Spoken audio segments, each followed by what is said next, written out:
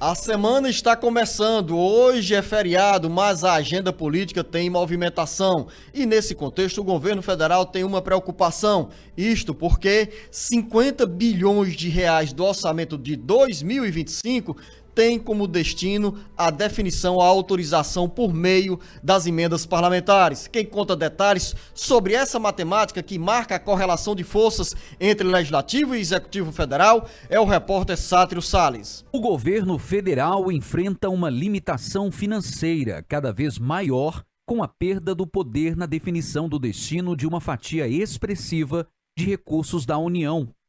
A caneta está mais vazia. O Executivo fica fragilizado e com o poder das emendas parlamentares, os deputados federais e senadores definirem para onde devem encaminhar pelo menos 50 bilhões e 400 milhões de reais das emendas parlamentares impositivas no orçamento de 2025. A figura das emendas impositivas surgiu há 10 anos e representou uma espécie de carta de alforria para os deputados federais e senadores que hoje não mais precisam mendigar a liberação de verbas de emendas parlamentares. As emendas impositivas têm liberação obrigatória e, caso a lei seja descumprida, o chefe do Executivo, o presidente da República, pode incorrer em crime de responsabilidade, improbidade administrativa. Com as emendas parlamentares, a relação de forças políticas se inverteu e o Executivo, do ponto de vista orçamentário, acaba sendo refém do Legislativo. Com informações dos bastidores políticos, Sátiro Salles. Jornalista Beto Almeida, para os municípios, acaba representando um ganho a emenda parlamentar impositiva, porque é um dinheiro pedido pelo deputado federal, pelo senador, que com segurança vai chegar aos municípios no mesmo exercício do orçamento. Essa posição, essa disposição dos deputados federais em destinarem os recursos entra no contexto também, Beto Almeida, de uma fragilidade do Poder Executivo, porque nos últimos anos o Legislativo avançou sobre o orçamento da União e, como bem disse o Sátiro Salles, a relação se inverteu. Antes tínhamos os deputados federais e senadores batendo a porta do Executivo para mendigar a liberação de uma emenda parlamentar. Hoje não. As emendas são impositivas, ou seja, com liberação obrigatória. E, além disso, naturalmente, os deputados federais e senadores vão buscar mais recursos de outras emendas que existem lá na rubrica do Congresso Nacional. É uma força dada ao Congresso Nacional que antes não existia e o Executivo acaba mais fragilizado. Beto Almeida, a análise política com credibilidade e isenção. Bom dia, Luciano. Bom dia aos nossos ouvintes. Um bom feriadão ainda de Tiradentes, né? Complementando esse feriadão da Páscoa. Luciano, sem dúvida, reduziu o poder de fogo do governo federal, ampliou o poder do Congresso Nacional e ampliou, claro, por consequência, o poder das bancadas federais, ou seja, os deputados federais, os senadores, têm agora um maior poder, um maior controle sobre o orçamento, o que significa dizer que eles têm mais dinheiro para encaminhar para os seus redutos eleitorais, para as suas bases eleitorais. Tem um dado aqui interessante desse orçamento que foi sancionado na semana passada pelo presidente Lula. Olha o seguinte: o valor total das emendas caiu ligeiramente, Luciano, desse ano, caiu um pouco em relação a 2024, porque em 2024 foram 53 bilhões de reais, caiu esse ano para 50,4 bilhões, isso em valores nominais. Mas olha o detalhe: no entanto, a lei orçamentária anual deste ano de 2025 aumentou o volume de emendas impositivas, que são aquelas emendas parlamentares individuais e também as emendas de bancada, passando, sabe de quanto? De 26,3 bilhões para 39 bilhões de reais, Luciano. Ou seja, na realidade, o poder de fogo das bancadas, dos parlamentares e do próprio Congresso Nacional aumentou muito, porque essas emendas impositivas implicam dizer o seguinte: o governo tem que pagar. O governo não pode contingenciar essas emendas. Ele não pode segurar, por exemplo, para manter a questão do equilíbrio fiscal. O governo vai ter que dar o jeitinho dele de outra forma. E isso, claro, muda essa correlação de forças. É aquilo que foi dito na matéria. A tinta do governo está cada vez menor, Luzenor. Jornalista Beto Almeida, eu lembro que muitas vezes no jornalismo a gente usava, e essa expressão continua sendo usada, mas com menos intensidade hoje.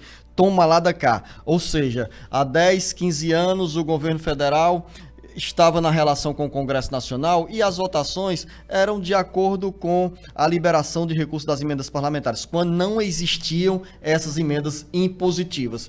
Essas emendas impositivas já protegeram os deputados nesse poder aí financeiro, com 50 bilhões de reais de emendas parlamentares, esse aumento que o Beto Almeida registra, mas além dessas emendas impositivas, aí o toma lá da cá, Beto, é com outros recursos que os deputados federais e os senadores também buscam para os municípios, ou seja, fora daquela rubrica da emenda individual impositiva. Chega lá no Poder Executivo e diz, tudo bem, presidente, tudo bem, ministro, a gente vota, mas me faça uma gentileza de agilizar a liberação dessas verbas, não venha mexer aqui nas minhas emendas parlamentares, porque essas aqui já estão garantidas, me dá mais. É exatamente isso. E o toma lá da cá continua. O toma lá da cá continua, porque inclusive o governo tem sempre aquela perspectiva de ter maioria no Congresso, claro, para poder aprovar projetos que nem sempre são tão populares, nem sempre representam uma unanimidade entre as bancadas, e para fazer isso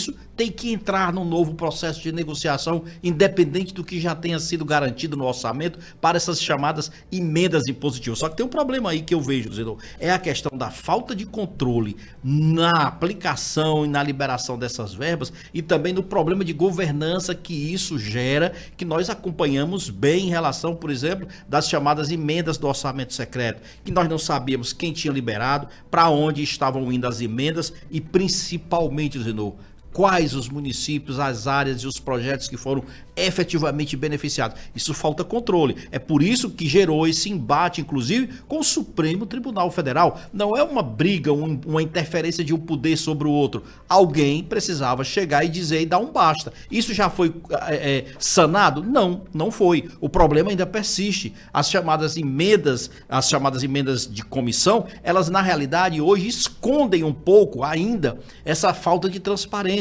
Nós tem muitas emendas que chegam lá, porque elas entram como emendas de comissão, que você não sabe exatamente qual a origem dela. Se você não sabe qual a origem... A origem a gente sabe, não sabe o destino. A origem é o dinheiro do orçamento da União. O destino é que fica encoberto. Eu estou falando, Luciano, no sentido da origem de quem indicou. Assim, a autoria. Quem é a autoria. Exatamente. A gente sabe que o verba é da União. Mas, afinal de contas, qual é a origem daquela emenda? Qual foi o parlamentar que indicou aquela emenda? Porque o nome dele se dilui quando entra como as chamadas emendas de comissão. Porque a comissão assume para si a tarefa de apresentar essas emendas. Aí o nome do deputado fica ali, meio que na reserva, no escurinho, como se diz. E não é isso que o próprio Supremo Tribunal Federal defende.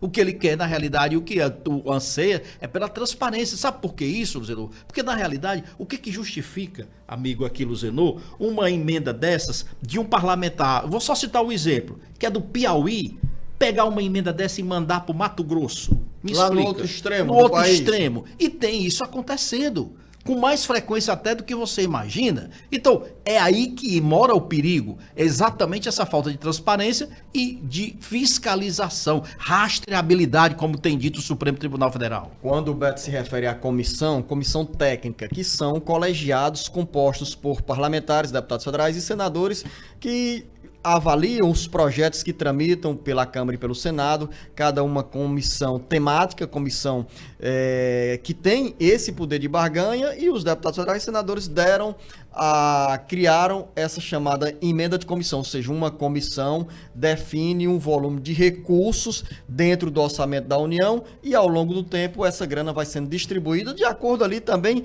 com o poder de barganha, com o apelo de cada um e de cada uma parlamentar. E daqui a pouco dentro do bate-papo político, Beto? Vamos continuar falando um pouquinho sobre política, porque pós-feriadão o Congresso retoma todas as atividades, Luzenor. E aí nós vamos ter, por exemplo, Luzenor, a questão do imposto de renda. Nós vamos tratar também dessa proposta da lei da anistia para o pessoal que lá fez aquela história lá do 8 de janeiro. Então são assuntos e são temas que movimentam partidos e bancadas. Daqui a pouco, muito mais para você, ouvinte internauta.